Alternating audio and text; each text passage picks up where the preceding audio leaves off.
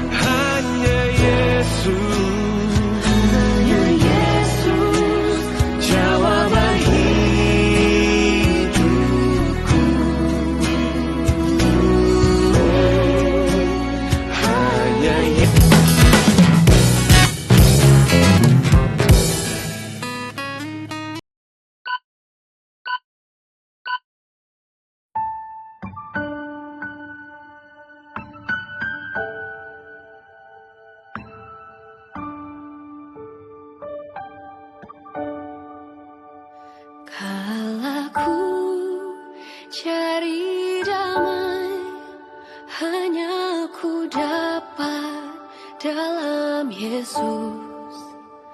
Kala ku cari ketenangan, hanya ku temui di dalam Yesus. Tak satu pun dapat menghiburku, tak seorang pun dapat menolongku. Hanya Yesus jawaban hidupku.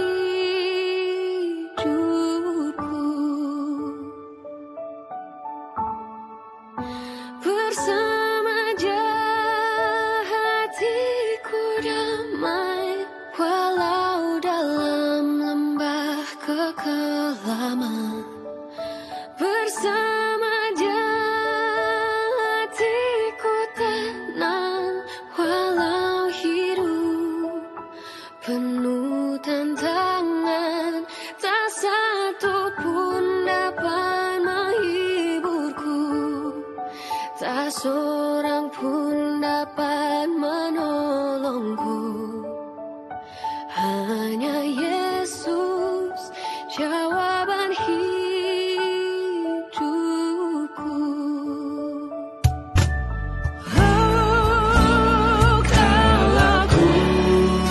Cari damai, hanya ku dapat dalam Yesus. Kala ku cari ketenangan,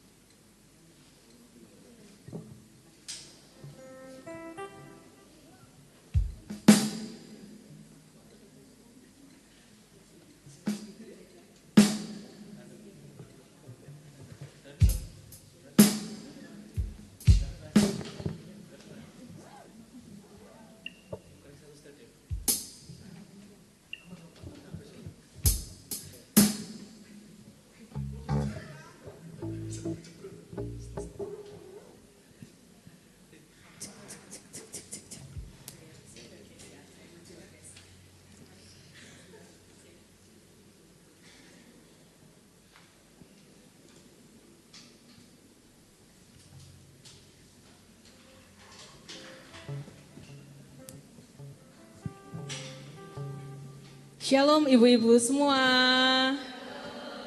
Selamat malam. Kok lemas ini ya? Selamat malam ibu-ibu semua. Wah gitu, suaranya sangat merdu ya kalau ibu-ibu ya. Iya, puji Tuhan. Pada malam hari ini kita akan mengadakan ibadah penyegaran iman yang akan dipimpin oleh Ibu Pendeta Christine Budiharjo. Terima kasih untuk Ibu Pendeta yang sudah meluangkan waktu untuk melayani kami semua di tempat ini. Sebelum itu, saya mau tanya nih sama ibu-ibu semua. Kalau ibadah penyegaran iman itu apa sih yang diinginkan? Apa yang diinginkan? Kalau ibu-ibu datang nih ke ibadah penyegaran iman, yang diinginkan apa? Imannya jadi seger ya, penyegaran iman, jadi imannya jadi seger. Ya kalau gitu saya undang semua untuk bangkit berdiri, kita mau memuji Tuhan, kita mau memuliakan nama Tuhan, kita gak boleh kaku-kaku ya ibu-ibu ya, boleh bertepuk tangan, boleh mengangkat tangan, boleh menari memuji Tuhan.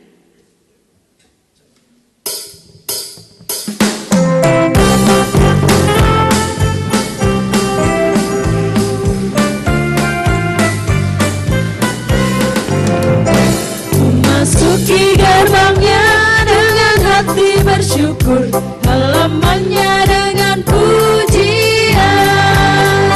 Kataku hari ini harinya Tuhan, ku bersuka sebab Dia girangkanku. Dia girangkanku, oh Dia girangkanku, ku bersuka sebab Dia girangkanku. Girangkanku, oh Dia girangkanku, ku bersuka sebab Dia girangkanku. Kalau semuanya girang, saya mau semuanya tuh bertepuk tangannya lebih keras lagi ya. Ku masuki gerbangnya dengan hati bersyukur, halamannya dengan pujian. Kataku hari ini harinya Tuhan, ku bersuka sebab Dia girangkanku. Dia girangkanku, oh Dia girangkanku, ku bersuka sebab Dia girangkanku. Dia girangkanku, oh Dia girangkanku, ku bersuka sebab Dia girangkanku. Dia girangkanku. Dia girangkanku, oh Dia girangkanku, ku bersuka sebab Dia girangkanku. Dia girangkanku, oh Dia girangkanku, ku bersuka sebab Dia girangkanku. Ku bersuka sebab Dia girangkanku. Ku bersuka sebab Dia girangkanku. Bersukacita semua? Girang semua? Kasih salam kanan kirinya, katakan girang ya, yuk girang bersama-sama dengan Tuhan. Nah, biar so. Oke. Nah, kita menularkan sukacita kita semua, kita girang mau bersama-sama di hadirat Tuhan. Lanjutkan pujiannya.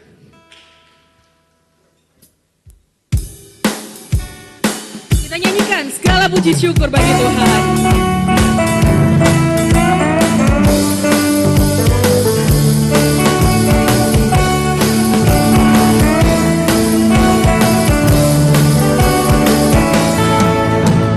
Segala puji syukur hanya bagi-Mu Tuhan, sebab Kau yang layak dipuja.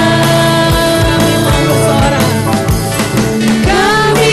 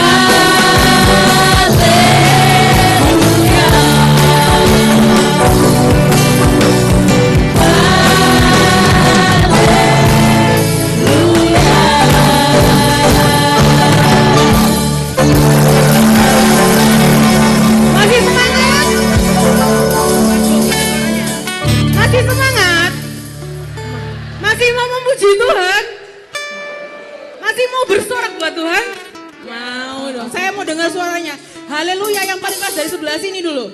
1, 2, 3. Cuman satu orang, kurang keras. 1, 2, 3. Baris kedua, 1, 2, 3. Oke, mantap ini baris kedua ini ya. Baris ketiga ini paling banyak, jadi harus paling keras ya. 1, 2, 3.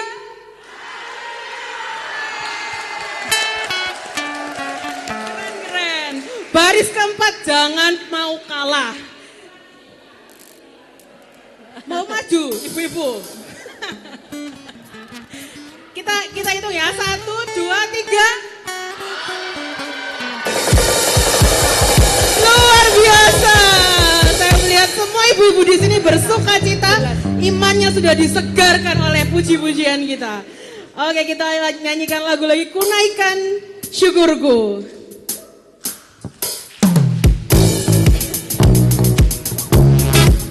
Lagu ini menjadi maskot di TV kita tahun ini, Kunaikan Syukurku.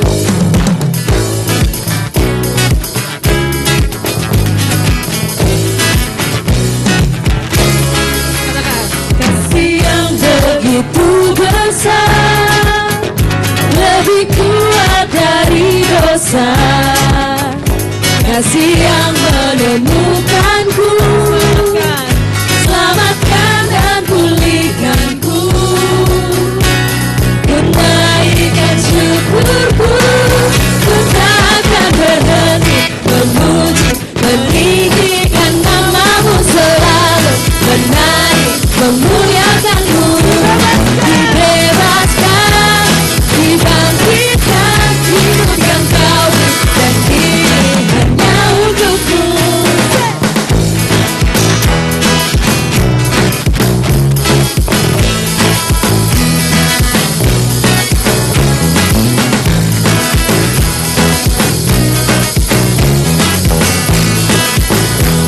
Katakan kasihnya yang begitu besar. Kasih yang begitu besar, lebih kuat dari dosa.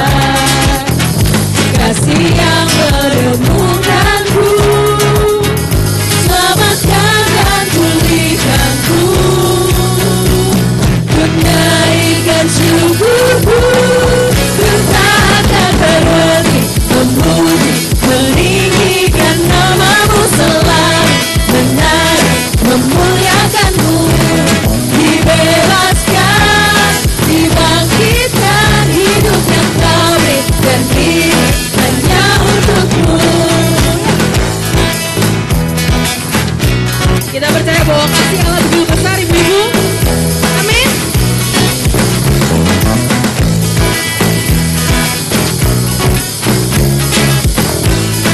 Kita naikkan syukur kita. Kunaikan syukurku, kunaikan syukurku, ku tak akan berhenti memuji, meninggikan namamu selalu, menari, memuliakanmu. Dibebaskan, dibangkitkan, hidup yang kau beri, dan kini hanya untukmu. Memuji, meninggikan namamu selalu, menari, memuliakanmu. Dibebaskan, dibangkitkan, hidup yang kau beri, dan ini hanya untukmu. Hidup yang beri, dan ini hanya untukmu. Hidup yang beri, hanya untukmu.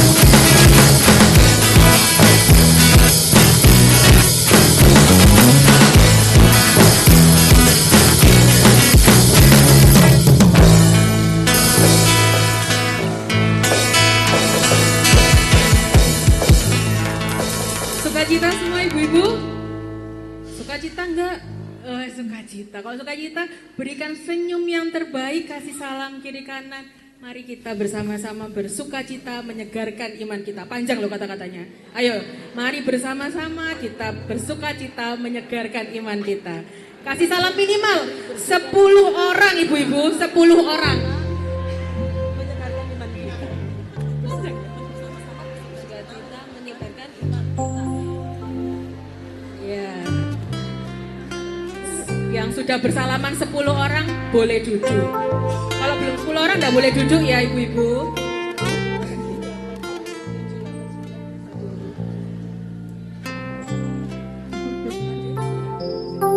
Mari kita satu dalam doa. Kita berdoa.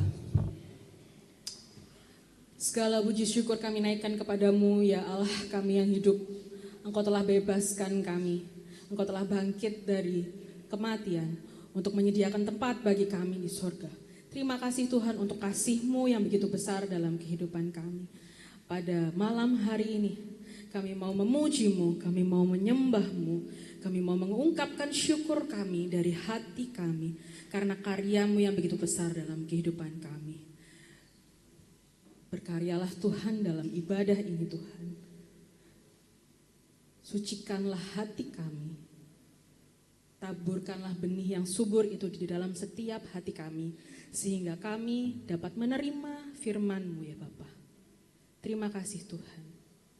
Yang siap memuji Tuhan sama-sama kita katakan, amin. Kita akan menyanyikan lagu karya terbesar. Kita percaya bahwa kasih-Nya yang begitu indah dalam kehidupan kita tak akan tertandingi oleh apapun juga. Biarlah ini menjadi pujian dari hati kita, di mana kasih yang begitu indah dan hati yang begitu mulia itu telah diberikan bagi kita untuk menebus setiap dosa kita.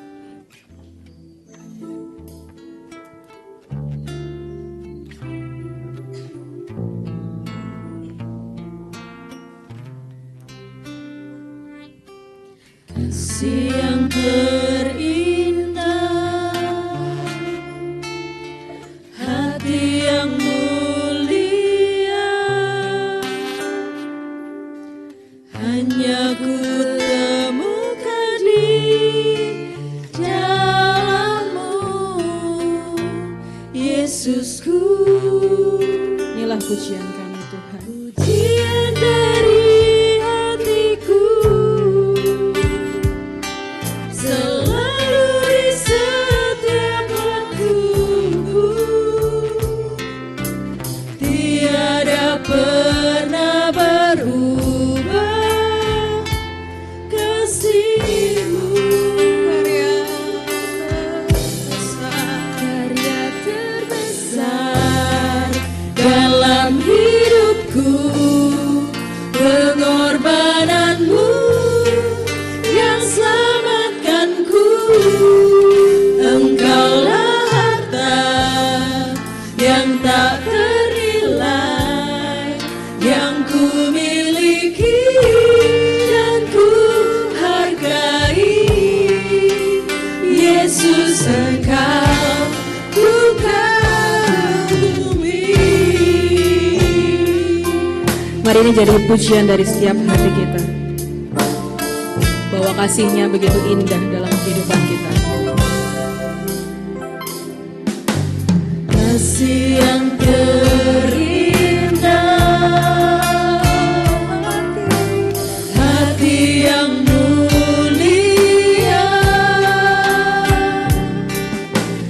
hanya ku temukan di dalam-Mu, Yesusku. Pujian dari hatiku,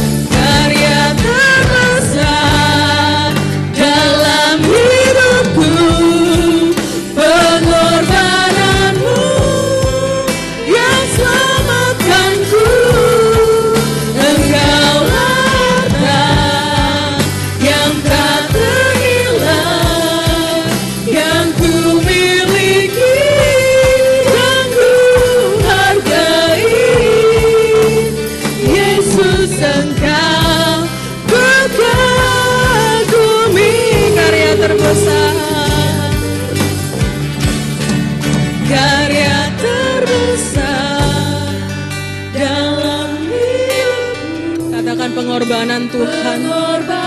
Yesus. Hanya pengorbanan-Mu Yesus di atas kayu salib. Engkau tiada ternilai, yang tak ternilai, yang ku miliki, ku hargai. Yesus Engkau ku kagumi. Yesus Engkau, Yesus Engkau kagumi. Yesus Engkau. Yesus Engkau kagumi. Amin. Serba besar yang percaya bahwa karya Tuhan di atas kayu salib adalah yang paling besar bagi hidup kita. Katakan amin. Iya, amin. Kita akan mau membaca Mazmur pujian. Kita akan baca secara berbalasan. Dari Mazmur 100 ayat 1 sampai dengan 5. Saya akan membaca yang bertuliskan biasa, nanti ibu sekalian membaca yang tebal ya, tulisannya tebal. Mazmur 100 ayat 1 sampai 5. Bersorak-soraklah bagi Tuhan, hai segenap bumi.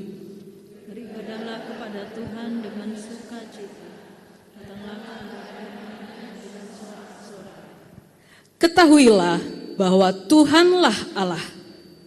Dialah yang menjadikan kita dan milik dialah kita, umatnya dan kawanan domba gembalaannya.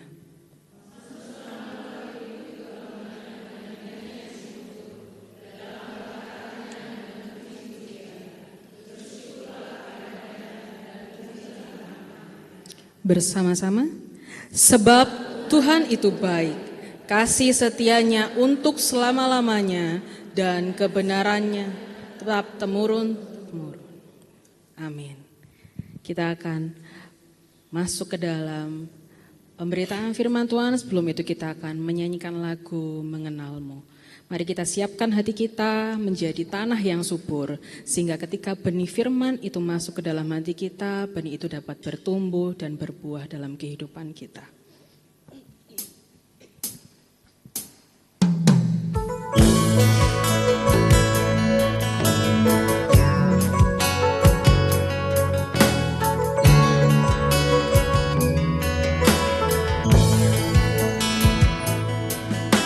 Bila ku buka mataku dan lihat wajahmu,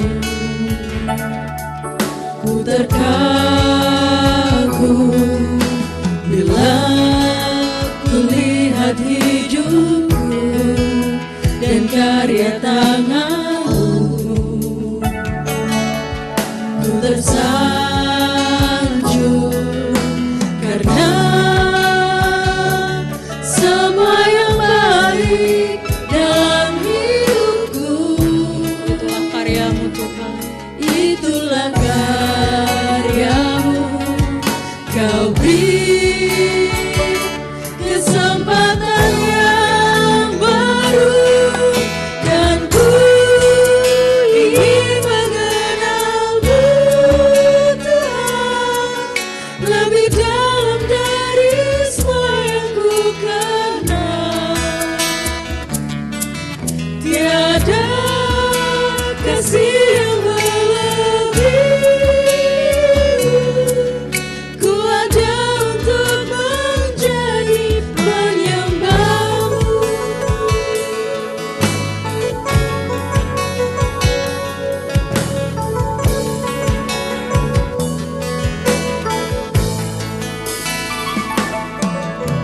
Bila ku buka mataku dan lihat wajahmu, ku terkagum. Bila ku lihat hidupku dan karya tanganmu, Kami sungguh tersanjung Bapa. ku tersanjung. Katakan, Karena semua yang baik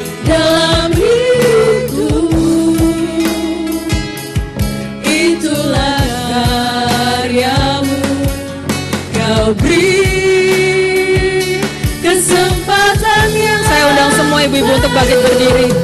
Dan ku ingin mengenalmu. Saya undang semua untuk bangkit berdiri. Lebih dalam dari semua yang ku kenal, tiada kasih yang melebihimu. Ku ada untuk menjadi penyembahmu. Kami ingin mengenalmu dan ku ingin mengenalmu, Tuhan. Yes Lord. Lebih dari segala hal di dunia ini Tuhan, kami mau mengenalmu. Tiada kasih yang melebihimu. Ku ada untuk menjadi penyembahmu. Ku ada untuk menjadi penyembahmu. Kami mau menyembah. Ku ada untuk menjadi penyembahmu. Saya undang Ibu Pendeta.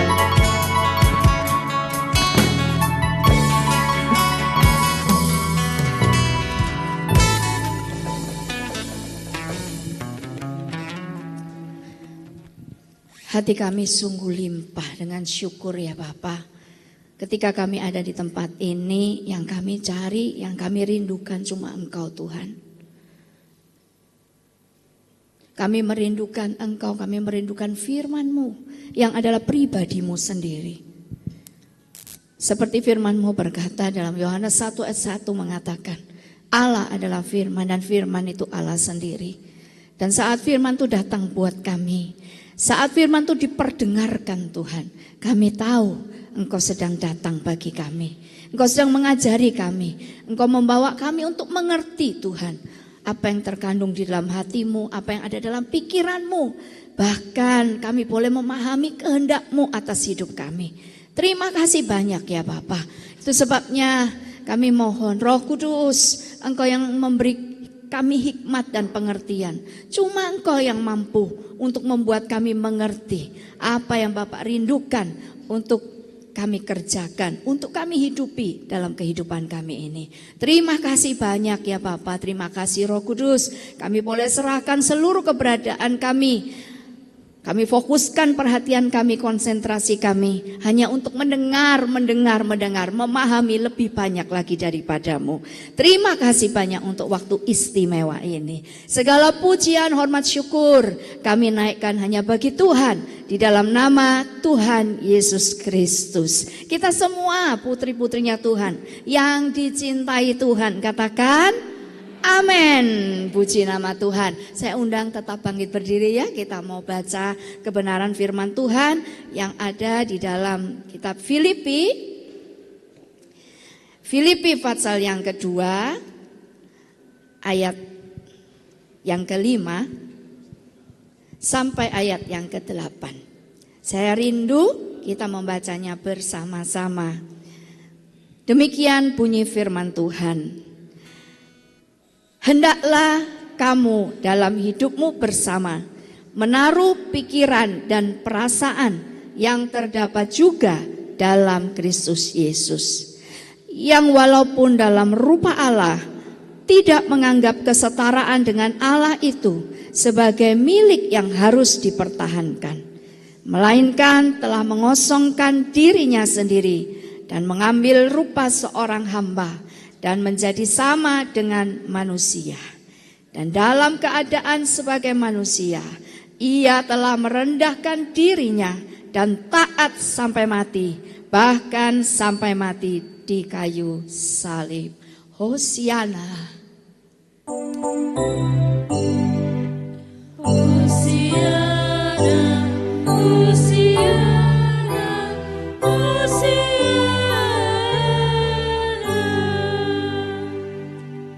Terima kasih buat firman-Mu Tuhan. Kami mau belajar lebih jauh lagi. Mari silakan duduk.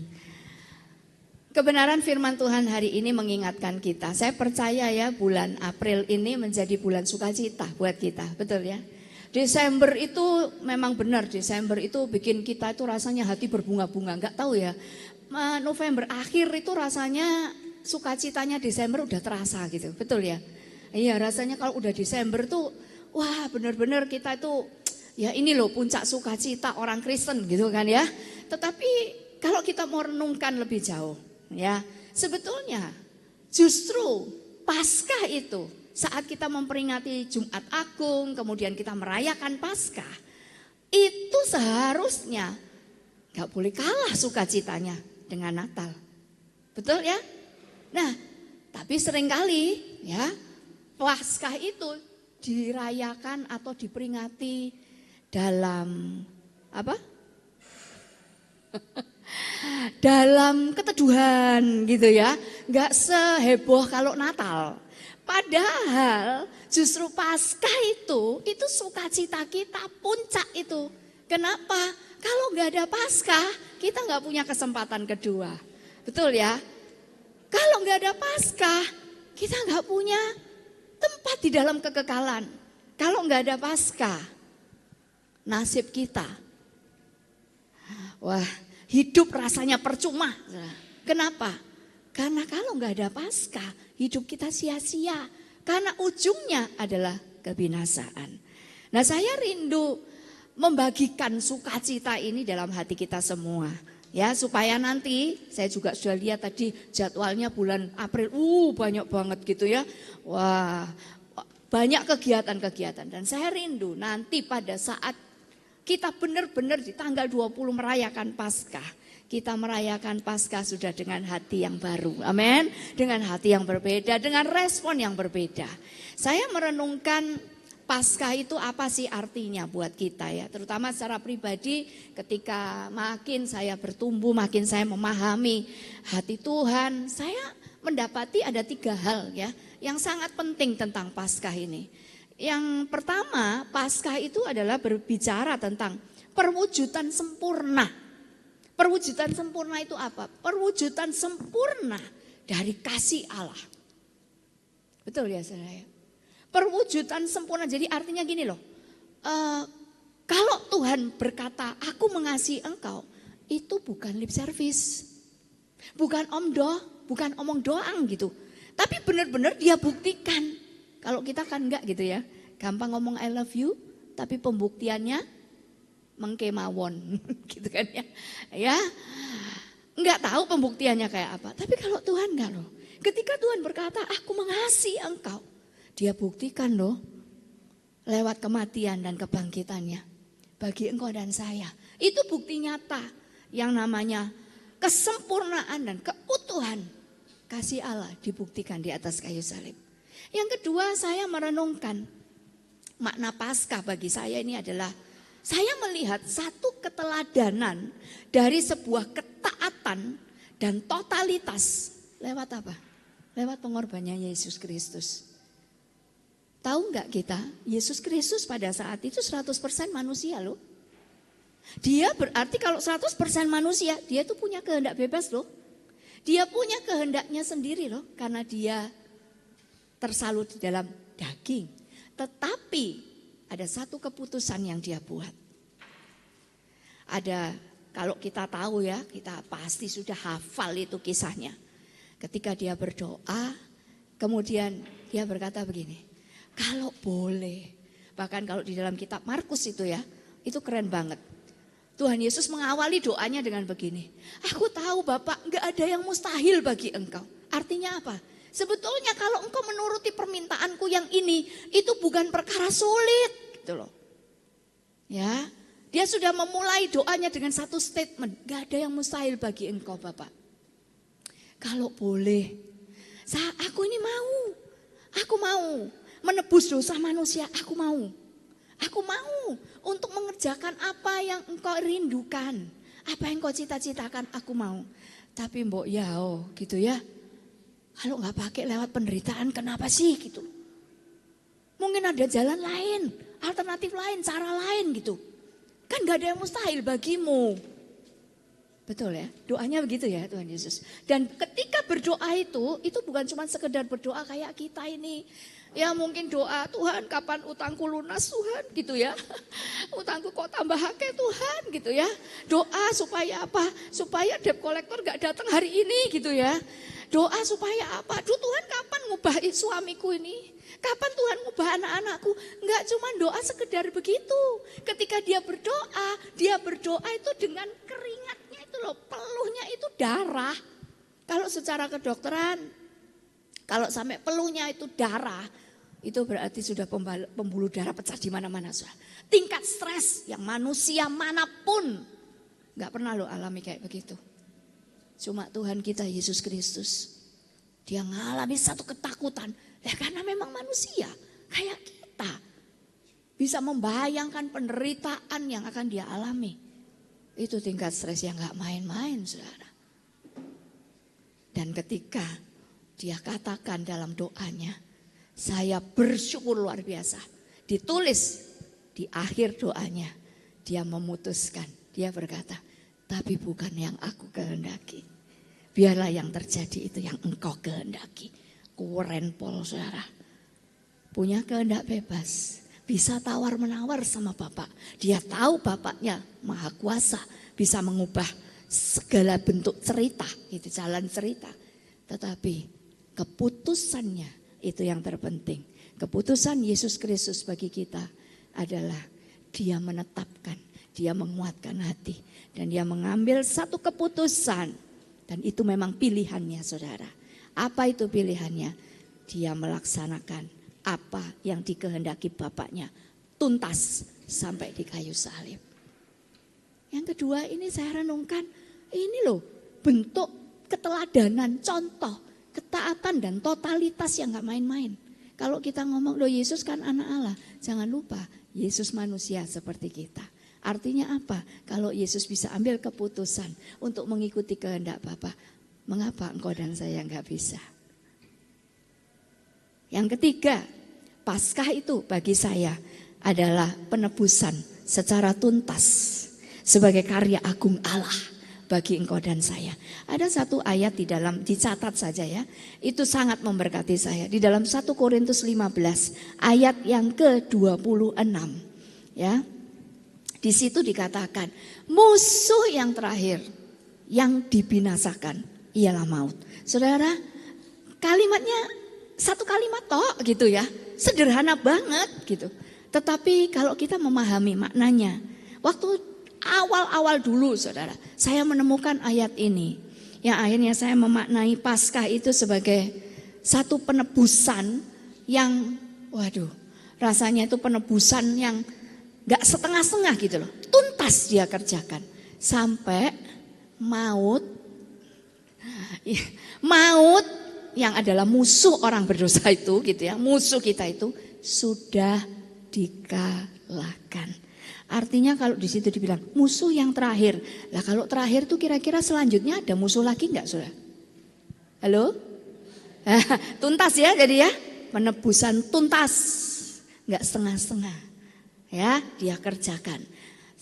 Kalau saya boleh gambarkan gini loh, kalau musuh itu ngantri berderet gini, dia sudah kerjakan lewat penebusan itu sampai musuh yang terakhir, sampai kita tuh enggak punya musuh lagi. Ya, sampai enggak ada yang bisa mengendalikan kita lagi. Sampai enggak ada yang bisa mengalahkan kita lagi. Bayangin saudara. Jadi kalau sekarang ini saya merenungkan sendiri, kalau kita udah memahami makna Paskah kayak begini. Tapi hidup kita setengah-setengah. Eman-eman saudara. Betul ya? Eman-eman. Dia sudah tuntaskan semuanya. Karyanya yang luar biasa. Dia sudah contohkan totalitas ketaatannya. Dan dia sudah buktikan kasihnya gak main-main. Terus kita setengah-setengah di dalam menjalani hidup kekristenan kita. Eman-eman. Jangan bikin mubazir penebusan Allah. Amin. Jangan bikin mubazir. Nah, kalau kita udah tahu nih ya, apa yang dia sudah kerjakan lewat Paskah. Kerinduan Tuhan itu bukan sekedar kita mengagumi gitu ya, apa yang dia lakukan. Ataukah kita menikmati karya penebusannya sehingga membuat kita ini bukan berdosa, bukan lagi identitas kita ini bukan pendosa lagi, tapi kita ini sudah dimerdekakan dari dosa, bahwa kita ini sudah menjadi anak-anak terang, berpindah dari gelap kepada terang. Dan dibilang tadi ya di dalam firman Tuhan bahwa kita ini musuh yang terakhir sudah gak ada, berarti benar-benar kemenangan telak itu sudah di tangan kita. Gak ada yang bisa ngalahin kita, kan? Nah kalau kita udah tahu begini, pasca pengorbanan Kristus tidak sekedar untuk dinikmati dan dikagumi, tetapi harus diresponi. Apa saudara? Harus apa? Diresponi. Bagaimana cara meresponi apa yang Tuhan sudah kerjakan bagi kita? Gak ada yang lain ya. Tema hari ini keren banget. Saya senang tema hari ini yang diberikan kepada saya. Memberikan apa? Hati. Buat siapa? Hah? Buat suami? Buat anak? Enggak. Ya, memberikan hati buat siapa? Tuhan. Apa artinya memberikan hati buat Tuhan? Mungkin kita mikir gini, ya sudahlah, aku ini udah Kristen, udah dibaptis, udah pelayanan pula, kurang apa gitu kan ya. Kan suruh memberikan hati lagi kepada Tuhan. Aku ini kurang apa sama Tuhan ini? Waktuku tuh udah habis di gereja. Oh, ada yang sampai nginep di gereja kah? Gak ada ya. Ya kurang apa aku ini? Tetapi kita mau pelajari sama-sama. Seringkali terjemahan atau arti makna memberi hati buat Tuhan, itu ukurannya Tuhan, ya terjemahan Tuhan sama maknanya buat kita, ukuran kita itu beda. Kalau kita berpikir bahwa ya wis aku sudah entek-entekan buat Tuhan kok. Macam-macam ya, misalkan, wah aku ini seneng loh kalau suruh doa. Ya, aku ini seneng doa, oh doa itu jam-jaman sampai gak amin-amin gitu ya. Itu aku sudah ngasih buat Tuhan loh itu, ya sampai lali masak, lali sembarang ya kan. Mama berdoa soalnya gitu kan, ya kamu harus memahami itu kan. Ya, jadi saat ini Indomie aja gitu ya kan. Nah kita pikir bahwa oh ya itu udah aku memberi hati buat Tuhan. Terus pelayanan dari Senin sampai Senin gak pernah pulang gitu ya. Pulang-pulang udah ijazah koper di depan rumah. Soalnya apa, suaminya bilang begini, wes sekalian gak usah mulih wes gitu ya. Dan kita merasa bahwa itu memberi hati buat Tuhan. Puasa, yang senang puasa. Aku nih kalau puasa, senang ya kalau cerita ya disiplin-disiplin rohani yang dilakukan. Kalau aku puasa, kamu kan cuma 3 hari toh, puasa Esther toh, aku loh 360 hari. Puasa terus ya. Wah gitu kan. Ada disiplin-disiplin rohani yang membuat kita tuh bisa tepuk dada gitu. Kurang apa aku nih sama Tuhan?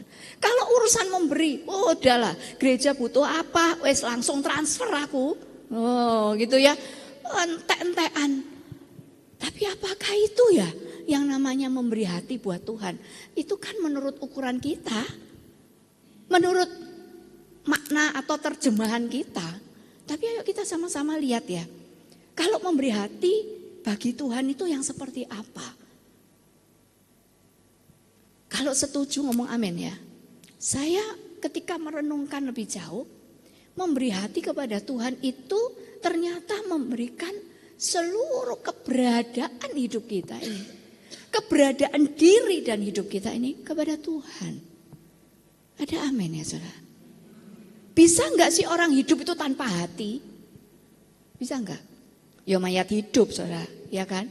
Enggak ada. Orang hidup, kalau istilah kedokteran tuh hati itu ada sambung sama jantung terus detak jantung gitu kan ya. Nah makanya kan kalau jatuh cinta tuh katanya begini-begini gitu ya. Dredeg-dredeg itu detak jantungnya cepet gitu kan ya. Nah saudara, enggak ada orang hidup itu tanpa hati. Betul. Nah berarti ketika kita menyerahkan hati kita kepada Tuhan, itu berarti engkau dan saya harus menyerahkan seluruh diri kita dan keberadaan kita serta kehidupan kita total kepada Tuhan. Nah wujudnya apa? Wujudnya seperti apa? Ayo kita lihat di dalam kebenaran firman Tuhan ya. 1 Yohanes pasal yang kedua ayat yang ke-6. 1 Yohanes pasal yang kedua ayat yang ke-6. Di dalam 1 Yohanes 2 ya, pasal yang ke-6, di situ dikatakan begini. Barang siapa mengatakan bahwa ia ada di dalam Kristus. Lanjutkan yuk saudara. 2, 3. Ia wajib hidup sama seperti Kristus telah hidup. Jeng jeng jeng. Gitu ya. Ya, memberikan hati kepada Tuhan itu artinya memberikan diri dan kehidupan kita sepenuhnya kepada Dia. Nah, firman Tuhan katakan untuk kita semua yang sudah di dalam Kristus, yang sudah menikmati, mengalami, menerima karya penebusan dalam hidup kita melalui Yesus Kristus, katanya begini, kata firman Tuhan ini, ya, kita itu wajib hidup sama seperti Kristus telah hidup. Wajib loh. Kalau itu wajib berarti nggak bisa ditawar. Ya betul ya. Nggak bisa enggak. Namanya wajib. Kalau itu satu kewajiban berarti itu sebuah tanggung jawab. Kalau itu sebuah tanggung jawab berarti di akhir nanti kita pasti akan dimintai pertanggungjawaban. Jadi nggak bisa ditawar. Kita nggak bisa ngomong begini, udah jadi Kristen ya begini-begini doang. Yang penting aman, dompet aman, keuangan aman, keluarga aman, semuanya aman, sudah. Ya, sudah. Ini kekristenan gitu ya. Enggak saudara. Firman Tuhan bilang kalau memberi hati, kalau kita menyadari, kita meresponi karya penebusan, kita harus memberikan hati kita. Kalau memberikan hati itu artinya memberikan diri dan hidup kita. Memberikan diri dan hidup kita menurut firman Tuhan adalah kita wajib hidup sama seperti Kristus telah hidup. Untuk kita bisa hidup seperti Kristus hidup itu yang kayak apa? Kita tarik napas lagi. Sik kurang meneh gitu ya. Sik kurang aja gitu kan ya. Nah, untuk kita bisa hidup sama seperti Kristus telah hidup, setuju kalau kita harus tahu prinsip hidupnya Yesus. Betul ya? Karena prinsip hidupnya ini yang membuat warna kehidupannya kayak begitu gitu. Ya. Prinsip hidup seseorang itu yang akan menentukan warna hidupnya kayak apa. Jalan hidupnya kayak apa, cara hidupnya kayak apa, gaya hidupnya kayak apa. Itu tergantung apa yang ada di pikirannya gitu. Tergantung apa yang menjadi prinsip hidupnya. Kalau seseorang ini ekstrim ya, saya kasih contoh saudara ya. Kalau orang ini menganggap bahwa ya pernikahan itu cocok diterusin, nggak cocok ya cerai wis. Itu prinsip ya. Kalau itu menjadi prinsip hidupnya, itu yang menjadi pokok pikirannya, kira-kira saudara. Ya. Kalau dia punya gaya hidup kawin cerai, bukan sesuatu yang mengherankan, betul? Ya, karena prinsip yang dihidupi itu gak apa-apa, cocok diterusin, gak cocok ya cari lagi gitu kan. Akhirnya cara hidupnya gimana? Nah kawin cerai, buat kita itu salah, tapi buat dia gak ada yang salah, yang penting aku nyaman gitu loh. Karena apa itu semua? Karena prinsip kita berbeda. Makanya kita kalau mau hidup seperti Yesus hidup, kita mesti mempelajari prinsip hidupnya Yesus kayak apa. Supaya kita sewarna dengan dia. Supaya kita itu punya gerak yang sama dengan dia. Kita punya cara berpikir yang sama, kita punya perasaan yang sama. Kalau firman Tuhan bilang miliki pikiran dan perasaan yang sama dengan Yesus Kristus. Dimulainya itu dari sini, dari cara berpikirnya ini. Nah, cara berpikir atau prinsip yang dihidupi oleh Yesus Kristus itu juga jelas banget saudara. Kita buka yuk di dalam Yohanes pasal yang keempat ayat yang ke-34. Jelas banget ya. Yohanes pasal yang keempat ayat yang ke-34. Ini mungkin sering kita baca ya. Dan malam hari ini dibukakan bagi kita, diperjelas bahwa inilah prinsip hidupnya Tuhan Yesus. Kita harus menghidupi prinsip hidup yang sama supaya kita punya cara hidup yang sama dengan Yesus. Yohanes pasal yang keempat ayat yang ke-34, demikian bunyi firman Tuhan. Kata Yesus kepada mereka, makananku ialah melakukan kehendak Dia yang mengutus aku dan menyelesaikan pekerjaannya. Nah, ini sering kita dengar toh, sering kita baca toh ayat ini ya. Tapi tahu nggak maknanya, saudara? Ini Tuhan Yesus sedang menjelaskan kepada murid-murid pada saat itu dan kepada kita malam hari ini. Ini loh prinsipku yang aku hidupi. Ini yang membuat aku bisa melewati segala tantangan. Ini yang membuat aku bisa berkata kepada Bapak, memang bagi Bapak nggak ada yang mustahil. Memang bagi Bapak itu bisa mencarikan jalan lain. Tetapi bukan kehendakku. Biarlah kehendak Bapak yang terjadi. Walaupun itu harus mengalami penderitaan yang paling berat itu, saudara, penderitaan dalam hidup ini ya. Mungkin kalau kita lihat The Passion of the Christ itu kita bisa nangis bombay gitu ya, nangis-nangis. Ya cek soro ya Tuhan Yesus ya gitu. Udah pada lihat Last Supper enggak? Itu bagus banget. Karena di situ tuh ditunjukkan bahwa pertentangan manusia ini loh. Ya, antara kebenaran diri sendiri dan kebenaran Allah. Itu pertentangannya kayak apa? Itu wes persis kayak hidup kita. Selalu rasanya di persimpangan jalan terus ya. Karepku ngene, karepe Tuhan ngene, gak cocok gitu kan ya. Nah, itu pertentangan itu dikupas jelas di Last Supper. Kalau masih main nonton bagus. Melihat kebenaran yang harus dihidupi itu dari angle yang berbeda gitu. Nah, ketika kita baca ayat Yohanes 4 ayat 34, kita menemukan begini. Yang menjadi prinsip hidupnya Yesus itu yang utama, kenapa dipakai istilah makananku? Kalau orang Jawa mengenal istilah segojangan enggak? Iya ya, segojangan. Walah, nek iki segojangan, artinya apa? Kebiasaan, ya toh? Lah nek iki wis benariku ini kayak begini gitu kan ya. Nah, bisa membayangkan ya, saking nulisnya di situ nggak pakai segojangan, saudara. Tapi di situ ditulisnya apa? Makananku. Tahu nggak kalau ngomong makananku itu berbicara tentang sesuatu yang esensi dalam hidup, yang terpenting, betul ya? Ya. Yang kedua, ngomong makananku itu ngomong tentang gaya hidup, betul nggak? Saya ambil contoh gini, kalau sepasang menikah, ya, karena saya punya adik ipar yang kalau ipar saya ini jadi adiknya suami saya,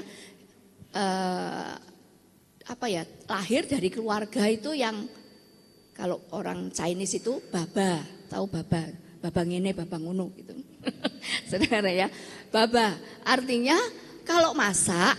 Mamah mertua itu kalau masak ya wes rawon, gandengannya apa biasanya saudara? Pinter ya, tempe goreng ya. Ada berkat dikit, ada empalnya gitu kan ya. Ya, misalkan gitu ya. Oke, ada telur asin. Kalau enggak pakai kerupuk sambal kurang nikmat ya kan. Nah, kalau mama mertua saya cukup udah misalkan rawon ya wes mbek kerupuk mbek tempe. Selesai. Tapi menikah dengan istrinya ya yang bukan baba, saudara. Jadi memang ada adat istiadat, kebiasaan, pola asuh yang diturunkan. Sekali masak 5 macam, saudara. Awal-awal tarung aja. Kenapa? Yang sana ya istrinya kalau masak itu banyak gini kan. Lah adik ipar saya ngomong begini, kowe kok gak kesel toh yo? Cek akeh masak. Masak itu satu wis mbek gorengan selesai. Istrinya ngomong gini, pelit gitu saudara katanya. Pelit katanya, masak cuma 1 macam gitu kan. Lah yang suaminya, lah capek loh kamu ini. Bukan masalah boros, aku gak ngomongin soal boros. Tapi gak capek tah gitu.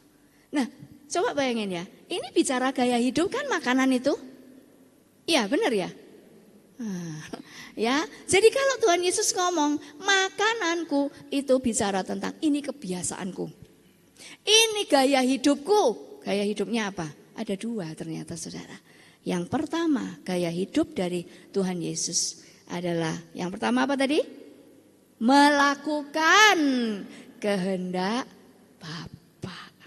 Melakukan kehendak Dia yang mengutus aku. Melakukan kehendak Bapa. Dan yang kedua, makananku ialah menyelesaikan pekerjaannya. Saudara coba renungkan sebentar. Oh jadi kalau saya meresponi Paskah secara benar itu adalah saya harus hidup seperti Kristus hidup.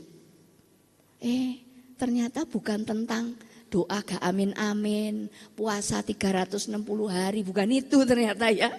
Ternyata bukan tentang pelayanan yang gak pernah pulang gitu kan ya. Bukan, tetapi hidup seperti Yesus hidup. Punya pikiran yang sama, punya cara berpikir dan gaya hidup yang sama dengan Yesus. Nah itu yang kita pelajari dan seharusnya mulai malam hari ini kita hidupi. Rame-rame, amin. Yang pertama dibilang, prinsip hidupnya Yesus itu adalah melakukan kehendak Bapa. Wes pokoknya gak bisa ditawar-tawar sudah. Apa yang Bapa katakan itu yang aku kerjakan.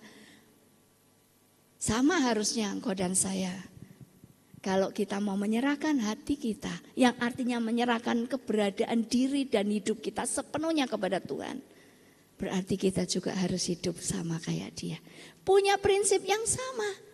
Artinya apa? Aku ini cuma melakukan firman Tuhan. Enggak ada yang lain. Tidak ada di luar itu. Firman Tuhan ngomong apa? Itu yang aku lakukan. Satu aja ya firman Tuhan. Mengajak kita untuk mengampuni. Mau ngampuni enggak? Terlalu sakit Bu. Ibu enggak ngerti sih rasanya ya. Sakitnya tuh di sini Bu. Ngampuni. Aduh. Tak diemin Bu. Supaya dia tahu salahnya. Tapi kenyataannya. Kita lihat statusnya, foto-fotonya di IG makin bikin luka tambah dalam. Iya Pak ya?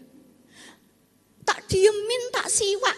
Lah kok yang sana tetap gindrang, happy-happy toh?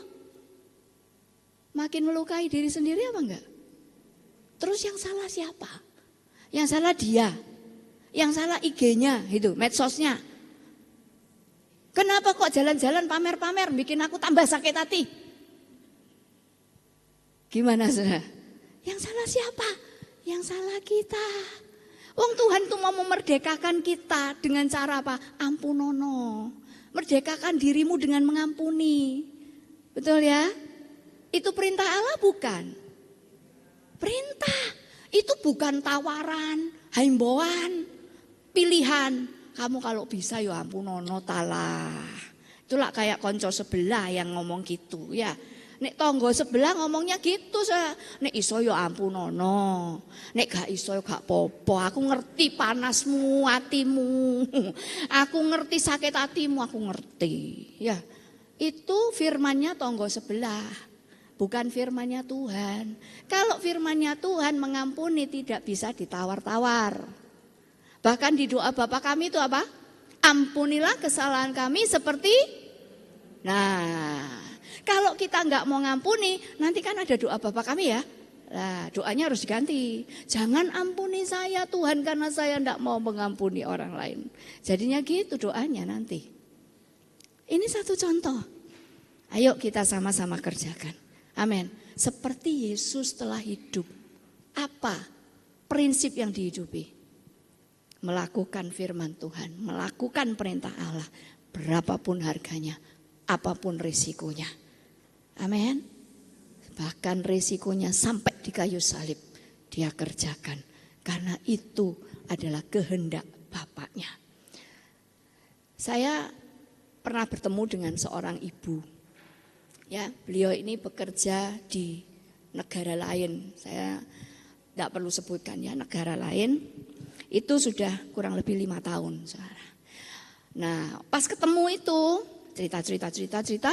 kemudian dia ngomong begini, puji Tuhan Bu, saya ini baru pulang dari kerja di luar negeri, sudah 5 tahun Bu. Saya mau bersaksi Bu, gitu. Kita tuh baru kenal, jadi ini diajak anak rohani saya gitu, karena ini teman lama gitu kan ya. Terus cerita-cerita bersaksi, oh semangat dia bersaksi, heboh dia bersaksi. Dia bilang begini, saya tuh 5 tahun kerja di sana itu ngalami mujizat Bu. Tuhan tuh baik, Tuhan tuh luar biasa Bu. Wah kan kita jadi kepo ya kan? Oh luar biasanya kayak apa sih? Wah mata saya berbinar-binar gitu kan ya. Wes ayo kita dongeng gitu kan. Ayo kita bercerita gitu. Oh, gimana? Apa yang kamu alami? Lalu ibu ini bilang begini, iya Bu, saya di sana kan 5 tahun Bu. Mujizat yang terbesar tuh saya alami 3 kali Bu. Wih, tambah pengen tahu kan? Iya, sama kayak saya kemarin ya. Yang lalu itu ketemu itu pengen tahu, apa itu Bu? Wah dia bilang begini, tahu nggak Ibu, memang doa itu dahsyat, doa itu berkuasa Bu. Hah? Ya iya sih memang ya setuju ya kita ya doa berkuasa. Terus dia ngomong kayak gini, 3 kali Bu, ini mujizat besar yang saya terima Bu. 3 kali saya tuh lolos Bu, diselamatkan Tuhan Bu. Dari apa? Gerbekan. Itu tahu saudara ya, saya langsung keringet dingin. Kita terus nopo enggak ya nanya ini ya. Ya, yang namanya lutut ini orang bilang dengkul klotekan tuh bahasa Perancisnya saudara. Wes, sudah langsung begini saya. Lola kok grebekan? Lola kok itu katanya mujizat? Lah kok doa berkuasa? Saya itu bingung langsung mules bener saudara. Terus dia berapi-api toh dia melanjutkan ceritanya, ya wis lah tarungokno gitu ya. Dia bilang begini, padahal tuh Bu, saya itu cuma doa. Ya cuma doa. Dia kalau kan itu kalau kerja di pabrik itu kan diinfo saudara. Diinfo kalau ada gerbekan gitu ya.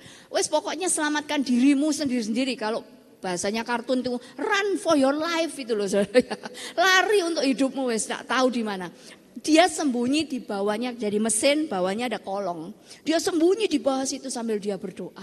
Tak enteni saudara doa apa iki? Oh kira-kira yang berkuasa, siapa tahu bisa ditiru ya kan ya? Ya. Ya, langsung dia doain. Dia bilang, "Saya berdoa, Bu. Saya ngomong sama Tuhan, kalau Engkau Tuhan yang Maha Kuasa sanggup menutup mulut singa." Itu saya sudah belalak gini saudara. Iki mesti Daniel ini. Urusannya sama Daniel ya kan ya. Oh, menutup mulut singa sehingga mereka tidak memakan Daniel Tuhan. Engkau sanggup Tuhan menutup mata para petugas imigrasi untuk tidak melihat saya dan tidak menangkap saya. Saudara, saya ini bingung gitu loh ya. Kok gini ya?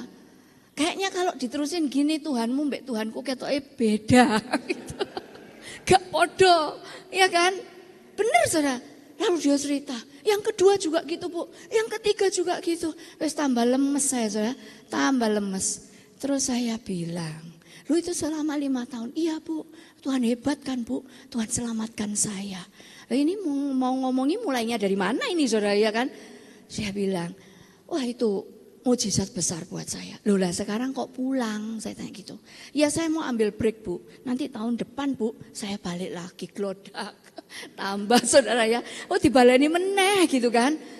Terus saya tanya, loh di sana karena dia ngomong begini, soalnya di sana saya juga melayani Bu. Jadi Tuhan masih membutuhkan saya di sana Bu.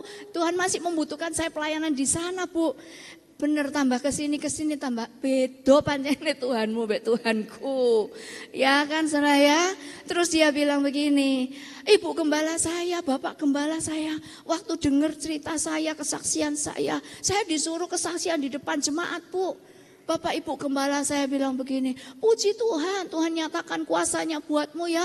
Memang kau masih dibutuhkan pelayanan di sini, masih dibutuhkan Tuhan di sini. Saya bilang, Bapak Ibu gembalanya ya kok gini ya. Kitabnya beda sisan kita ya bukan cuma Tuhannya yang beda, kitabnya juga beda ini ya. Dan berkali-kali 3 kali suruh kesaksian terus lah. Waktu pulang dia bilang, saya ini ditangisi Bu. Saya dibilang tahun depan jangan balik lo ya. Ya Tuhan membutuhkanmu di sini gitu. Loh Tuhan sing mana ya saya? Kira-kira Tuhan yang mana ini? Saya tuh sambil dengerin dia saya berdoa, Tuhan kalau aku mesti ngomong kasih perkataan itu. Kalau nggak perlu ngomong, kalau dia belum siap untuk menerima nasihat, buat saya mingkem. Soalnya aku tuh ngomong saudara. Ya, akhirnya tiba-tiba aja saya cuma nanya begini loh saya. Itu saya percaya itu Roh Kudus ya. Sederhana pertanyaan saya itu cuma gini. Loh, Ibu ini sudah dalam Kristus kan sudah melayani. Iya Bu, sudah. Saya dibaptis sudah Bu. Ya, sudah melayani. Berarti kalau sudah dibaptis, sudah dalam Kristus, Ibu anak terang ya. Loh iya, saya anak terang. Lah kok gelap? Bener maksudnya? Tahu maksudnya? Lah imigran gelap. Lah takut grebekan itu yang gelap saudara namanya ya kan. Loh ibu ini statusnya sudah anak terang. Lah kok gelap. Kaget dia. Wes guyunya langsung mencucu saudara. Gak sidong guyu berapi-api. Mencucu gini. Cuma tanya itu aja dia gak bisa jawab. Lalu selanjutnya saya cuma nanya gini. Bu. Ibu pernah mikir enggak? Kalau misalkan dalam kurun waktu 5 tahun kemarin, ya yang namanya gelap itu kan melanggar hukum negara, yang melanggar hukum Tuhan, iya kan? Nah, terus saya nanya, pernah enggak kepikir kalau dalam kondisi seperti itu gelap, melanggar hukum, terus Tuhan panggil pulang, pertanggungjawabannya piye? Iya apa iya saya? Makanya jangan enak-enak berdosa. Ngamuk-ngamuk, sampai sukanya ngamuk-ngamuk. Oh di sini enggak ada. Kutub utara banyak ya. Suka ngamuk-ngamuk gitu. Begitu tengah-tengah ngamuk-ngamuk. Terus saatnya tiba. Wes pertanggungjawabannya piye? Amin saudara. Saya boleh katakan kepada ibu ini, pikir baik-baik. Kalau engkau mengasihi Tuhan, engkau pasti akan menjaga perasaannya Tuhan. Kalau engkau serius terhadap Tuhan, kalau engkau sudah umat tebusannya, engkau menghargai penebusan Kristus, seharusnya engkau tahu wajib hidup sama seperti Yesus telah hidup. Tidak melanggar hukum dan menganggapnya itu sebuah kebenaran. 3 bulan kemudian, pulang itu dengan nangis. Ya sudah saya doakan, 3 bulan kemudian ketemu lagi. Bu, saya mau ngomong. Nah dia yang mau ngomong, saya yang redek saudara. Soalnya apa keputusannya apa iki kan gitu kan. Lalu dia ngomong cerita begini. Saya kepikiran terus dengan pertanyaannya ibu. Takut loh Bu, saya bilang gitu. Dia bilang begitu. Loh saya tujuannya bukan menakut-nakuti, tapi realistis aja. Umur orang gak ada yang tahu. Betul lah? Iya gak ada yang tahu. Ketika engkau dalam status gelap, terus Tuhan panggil pulang, pertanggungjawabannya. Masuk bijim Tuhan, tak pulang dulu gak bisa. Gak bisa. Dia bilang, iya itu kepikiran terus saya Bu. Dengan pertanyaannya ibu. Tapi saya sudah mengambil keputusan. Tahun depan saya tidak balik lagi Bu. Saya takut Bu. Kalau pas di sana, ya kerasa bener kan gitu kan. Nah, terus nyawa putus. Dia bilang, dah saya sudah ngomong sama yang sana, saya tidak kembali lagi. Itu sukacita saya itu saudara kalau boleh gitu saking di tempat umum ya, saya lonjak saudara. 1 orang dibawa kepada kebenaran. 1 orang mengambil keputusan untuk menghidupi firman Tuhan. Itu kemenangan. Ada amin ya saudara. Ini yang pertama. Yang kedua tadi dibilang secara cepat ya. Yang kedua prinsipnya Tuhan Yesus. Bukan cuma melakukan kehendak Bapa. Tapi prinsipnya Tuhan Yesus yang kedua adalah menyelesaikan pekerjaannya. Apa pekerjaan yang belum selesai sampai hari ini? Ada yang tahu saudara? Apakah kita punya hati yang sama untuk menyelesaikan pekerjaan Bapak yang sampai hari ini belum selesai? Apa? Keselamatan jiwa-jiwa. Ada amin ya? Keselamatan jiwa-jiwa. Kita lihat ke kanan, ke kiri, depan, belakang. Masih ada orang yang belum mengenal kebenaran. Masih banyak orang yang belum dibantu untuk meresponi karya penebusan.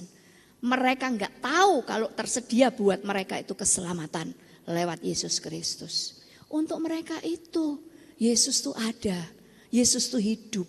Dan kalau kita meresponi karya penebusan Kristus, menghargai, meresponi Paskah, hidup seperti dia hidup, engkau dan saya harus punya hati yang sama dengan Yesus buat jiwa-jiwa. Gimana caranya? Minta hikmat terus setiap hari sama Tuhan. Bangun pagi, Tuhan aku tahu pasti banyak orang akan aku jumpai hari ini. Beri aku nih kepekaan Tuhan. Untuk aku bisa berbicara tentang kebenaran-Mu kepada siapapun orang yang aku jumpai hari ini. Supaya tiap kali perjumpaan dengan siapapun, itu bukan perjumpaan yang sia-sia.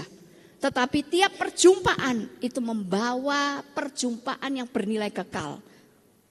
Yang punya makna kekal. Yang bisa menolong orang ini mengerti kebenaran. Yang membuat kita ini bisa menolong dia ini loh. Menjelaskan, menunjukkan. Buat kamu itu tersedia keselamatan loh. Bantu dia. Untuk apa? Untuk meresponi karya penebusan. Tolong dia ini yo. Untuk bisa meresponi keselamatan itu. Mereka butuh dibantu. Dan Tuhan pakai hidup saudara dan saya. Kalau di dalam Matius 28 pastinya sudah hafal. Di situ berbicara tentang amanat agung. Amin, amanat agung. Dan itu ditanam di dalam diri kita. Bukan ditawarkan, mau enggak, ditanam. Sejak kita terima Yesus sebagai Tuhan dan Juru Selamat kita sudah mengemban satu misi yang juga menjadi misinya Yesus Kristus. Yaitu keselamatan jiwa-jiwa. Enggak usah tunggu diutus ke Papua, ke Afrika, enggak. Dalam kehidupan kita sehari-hari, siapa yang kau jumpai hari ini, besok lusa. Sadar enggak kita? Perjumpaan itu bukan sesuatu yang kebetulan. Bahkan kita ketemu orang yang sulit sekalipun, itu bukan kebetulan. Tetapi Tuhan sengaja hadirkan mereka dalam hidupmu. Karena mereka membutuhkan apa yang Tuhan sudah kerjakan dalam hidup kita. Mereka membutuhkan apa yang Tuhan sudah tanam dalam kita. Mereka membutuhkan apa yang sudah Tuhan anugerahkan dalam hidup kita. Mereka membutuhkan apa yang Tuhan sudah bentuk di dalam hidup kita. Kita ini dipakai Tuhan untuk mereka. Dan itu hatinya Yesus. Itu prinsipnya Yesus yang juga harus menjadi prinsip hidup kita. Ada amin saudara? Mungkin orang-orang itu adalah mertua kita, menantu kita, ya, teman anak kita, siapapun mereka yang ada di sekitar kita. Kalau begitu kesimpulannya adalah, mulai hari ini kalau kita meresponi Paskah, kita tidak bisa hidup semau gue. Ada amin. Kita tidak bisa hidup untuk diri sendiri. Kita tidak bisa hidup seenaknya sendiri. Kita tidak bisa hidup dengan memusatkan diri sendiri. Ini sebagai pusat segala sesuatu. Enggak bisa saudara. Kalau kita meresponi Paskah dengan hati kita, dengan segenap diri dan hidup kita, harus terlihat. Cara hidup kita harus sama dengan Dia Sang Penebus kita. Karena itulah yang diinginkan Tuhan lewat firman-Nya. Amin. Banyak saudara. Saya kalau cerita ya, salah satunya aja ya. Saya ini menantu pertama. Mama mertua saya sudah dipanggil Tuhan. Dan saya bersyukur di titik-titik terakhir. Ya, Tuhan mengizinkan saya mengantar mama mertua saya berpulang. Itu satu anugerah gitu buat saya. Karena saudara tahu kalau seorang ya mama mertua, anaknya 6 laki semua, Suaminya juga laki kan. Jadi terpujilah engkau di antara pria gitu kan. Ya, primadona saudara di keluarga. Ya apa-apa mah terus punya menantu pertama perempuan, saya perempuan saudara ya. Punya menantu perempuan, saya ini perempuan. Kira-kira goncang enggak saudara? Air yang tenang itu menjadi goncang. Karena merasa punya saingan, ya kan? Bertobat para mertua yang menganggap menantunya itu saingan. Bertobat sebelum Tuhan panggil pulang. Ya, jadi musuh, gitu loh. Jadi musuh, hal sederhana. Kita ini bisa perang dingin, ya. Enggak rame, tapi perang dingin yang kecepet tengah suami saya, anaknya, gitu saudara ya. Contoh sederhana, kita kalau ke gereja bareng gitu ya, gereja. Mama ikut, wah saya sudah jaga-jaga ini. Mama ikut ini mau apa meneh iki ya, tingkah polanya kayak apa lagi nih ya, saya bilang gitu ya. Jadi sebelum berangkat saya sudah ngomong sama suami saya gini, nanti pulang kita makan pizza ya, pulang gereja ya, gitu ya. Sudah loh pizza ya, saya ini tidak doyan-doyan banget pizza, tapi saya mencari cara gitu loh ya, supaya suami saya tidak nurutin mama mertuanya, karena selalu mau minta diturutin saudara. Dan saya merasa pada saat awal-awal menikah itu, aku kok dikalah-kalah terus gitu loh, ya sakitnya tuh di sini saudara. Nah sudah ngomong mau berangkat itu, terus beneran saudara. So berapa kali masuk mobil saya bilang pizza loh ya setelah ibadah ya, iya pizza. Sebelum jemput, belum sampai rumah mama mertua, pizza loh nanti ya, iya ya gitu. Iya pizza gitu. Nah setelah ibadah bener mama mertua saya masuk mobil ya. Terus suami saya ngomong gini, ini loh mah kita makan pizza ya. Manggilnya kan Noni ya. Noni pengen gitu hari ini mau makan pizza. Mama mertua saya dengan tidak sungkan ngomong begini. Loh mama ini di rumah sudah masak lodeh loh. Saudara bisa tahu ya, pizza dibandingkan sama lodeh itu loh. Itu jalurnya kemana? Gitu kan. Dan dia tahu kalau lodeh itu senengannya anaknya. Gitu loh. Saya bilang gini ya cara ngalahin menantu ya. Ada yang di sini kayak begitu? Ayo bertobat. Ya, tobat. Jadi terus-terus no, gitu kan ya. Saya jadi terzolimi, benar. Sampai di rumah, lah suami saya diomongin lodeh, gitu kan. Iya sama pindang, waduh tambah saudara. Tak sambel no, waduh wes tambah. Saya itu ya kalau bisa digambarkan tambah cilik, musret wes. Pizza tidak mendapat tempat, lah. Ya, akhirnya dengan bisik-bisik suami saya bilang gini, siang ini lodeh dulu ya, nanti malam kamu tak ajak makan pizza. Gedek banter saudara. Iya ya. Karepmu wis waleh saudara. Karepmu wis. Loh, karepmu ternyata menang lodeh daripada saya saudara. Ya sudah, akhirnya nganter mama pulang makanlah lodeh. Lah saya tahu dikalah-kalahin gitu, saya itu diajak makan, "No, enggak makan." Enggak. Lo enggak lapar? Enggak. Suami saya ngajak, loh lodehnya enak loh, tambah sakit hati saudara. Ya kan, tambah sakit hati, sambelnya enak loh. Mama ini kalau nyambel, saya diam duduk di depan TV, tak biarin aja gitu ya. Saya kalau sudah selesai makan, tak lihat sudah selesai makan, ayo pulang. Pulang itu jadi tak makan pizza. Enggak yo, saya bilang, enggak, sore aja nanti makan pizza. Enggak, coba itu hal sederhana saudara. Dan selalu tidak mau kalah. Jadi mantu terzolimi. Kayak film di Indosiar. Saudara. Ya, saya tahu. Tetapi saya belajar. Satu ketika Tuhan ingetin saya. Bukan kebetulan. Kalau kamu tahu mama mertuamu kayak begini. Kenapa kamu itu enggak tanya aku, kata Tuhan. Gimana jadi menantu yang bisa memperkenalkan kebenaran ini kepada mertua. Lo bener saudara. Ya akhirnya prosesnya gak enak banget. Kesannya saya tuh selalu mengalah. Tapi di dalam pikiran dan hati saya cuma ngomong gini. Saya cuma punya target satu kok. Mama ini mesti kenal kebenaran. Loh sudah Kristen? Sudah. Tapi tapi enggak kenal kebenaran, enggak menghidupi kebenaran. Insecure terus.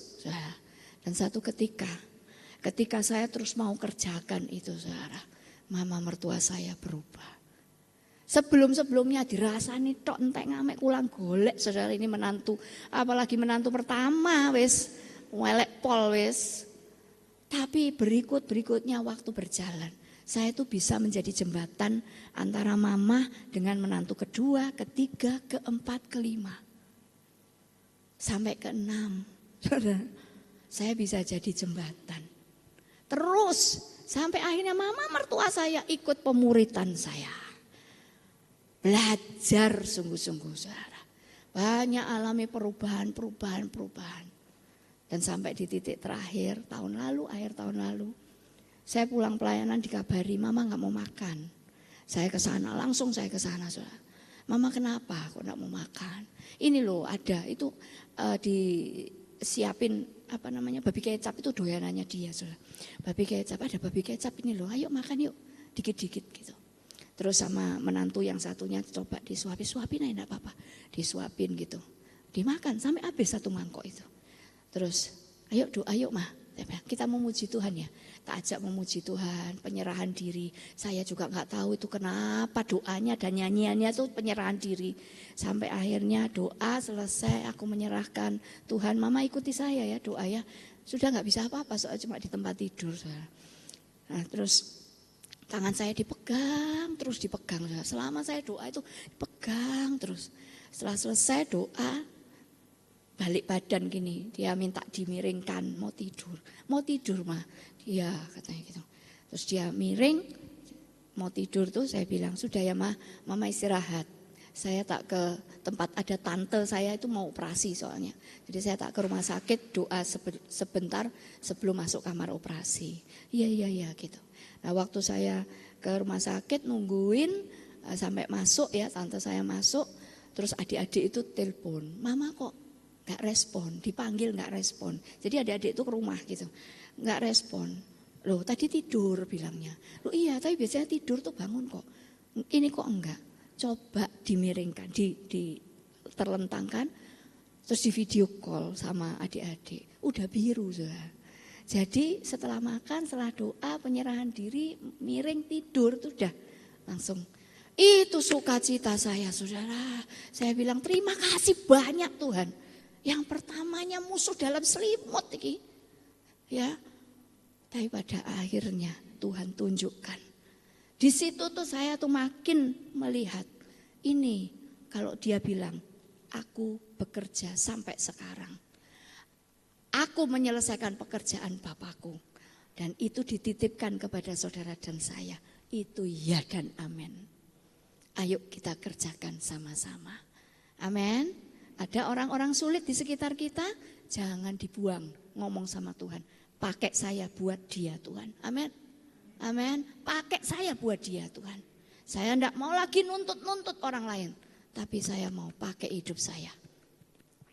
Untuk mereka. Supaya mereka juga mengenal kebenaran. Dan mengalami pemulihan. Saya membayangkan. Ya satu ketika. Kita bayangkan sama-sama. Satu ketika kalau kita sudah dipanggil Tuhan gitu ya. Kita sudah bersama dengan Tuhan. Terus ada orang-orang yang kita kenal masuk gitu ya, dipanggil namanya. Terus orang ini yang mengenal kita, kelihat kita, terus dia ngomong teriak, dia bilang begini, terima kasih loh Tuhan, Tuhan sudah kirim loh Christine ini dalam hidupku, sehingga aku bisa ada di sini bersamamu.